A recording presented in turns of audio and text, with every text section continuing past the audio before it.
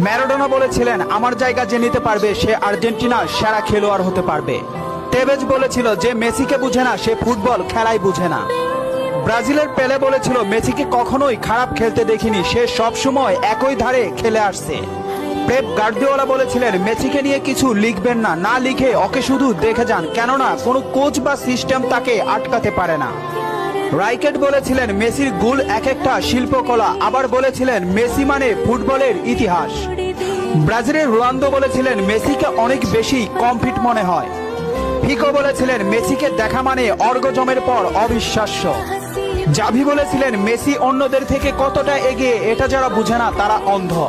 Iniesta বলেছিলেন, Messi যা পারে অন্যরা তা পারে না, বার্সেলোনা আর কখনোই আরেকটা মেসি পাবে না। ব্রাজিলের রোনালদিনহো বলেছিলেন, আমি একবার বিশ্ব সেরা হয়েছিলাম, কিন্তু তখনও বার্সার সেরা প্লেয়ার হতে পারিনি, কারণ তখন বার্সাতে ছিল মেসি।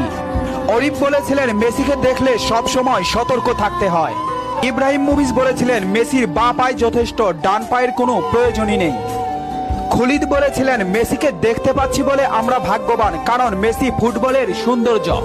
রোমারিও বলেছেন, ও নিউটন আইনস্টাইনের মতো প্রতিনিয়ত নিজেকে ছাপিয়ে যাচ্ছে। আরজি বলেছেন, লিওনেল মেসি বাস্তবে এত নম্র ও ভদ্র, অথচ মাঠে সে একটা আগুনের গোলা। স্টাকো বলেছেন,